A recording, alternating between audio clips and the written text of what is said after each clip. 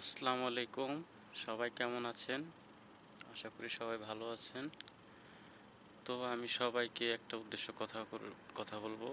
সবাই ওই বেশি টাকা দিয়ে সৌদি আসার দরকার নেই। অনেকেই হয়তো দেখা গেছে ৮ লাখ অথবা ১০ লাখ এমন খরচ করে অনেকেই সৌদিতে আসে, প্রবাসে আসে। তো আমি বলবো এত টাকা দিয়ে বিদেশ আসার কোনো দরকার নেই।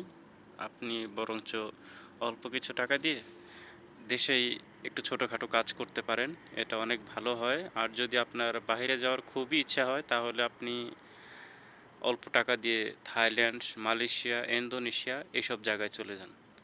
এসব জায়গায় আপনি নিজের মন মতন একটু থাকতে পারবেন, একটু ফ্রি পাবেন। আর সৌদিতে মূলত আপনার স্বাধীনতা নেই।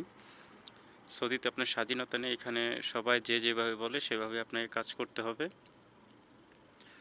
তো এই আর কি ভাই, সবাইকে বলবো সবাই একটু সৌদিতে আসার আগে সাবধান। তো হয়তো অনেকেই মনে করতে পারেন আমি ভালো আছি। হ্যাঁ, আসলে মানে আমি দেখে শুনে আসছি, একটু বুঝে শুনে আসছি, যার কারণে হয়তো একটু ভালো কাজ পাইছি। এটা হচ্ছে ইস্তারা বলে সৌদিতে। তো বাংলায় হচ্ছে গিয়া বিশ্রামের জায়গা। সেখানে কাজ পাইছি, আলহামদুলিল্লাহ।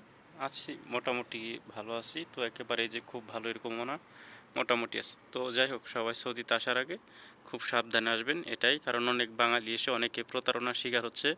আমার সাথে অনেক বাঙালি এয়ারপোর্টে দেখা হয়েছে, তারা অনেকে ভুল ভিসায়, ২ নাম্বার ভিসা এসে এয়ারপোর্টেই ফেঁসে গেছে। অনেকের আত্মীয় স্বজন, অনেকের বন্ধু, অনেকেই ভুল ভিসা দিয়ে নিয়ে এসেছে, সমস্যা আছে। তো খুব সাবধান সৌদিতে আসার আগে। আর সৌদির অবস্থা বর্তমানে খুব একটা ভালো না। আপনারা অল্প টাকা দিয়ে থাইল্যান্ড, মালয়েশিয়া, ইন্দোনেশিয়া, সিঙ্গাপুর এসব জায়গা ভ্রমণ করতে পারেন, বা এদিকে সব জায়গাতে কাজ করতে পারেন। এটা খুবই ভালো হয়। তো ঠিক আছে বন্ধুরা, ধন্যবাদ। সবাই ভালো থাকবেন, সুস্থ থাকবেন এবং দেখে শুনে থাকবেন। ঠিক আছে, ইনশাল্লাহ।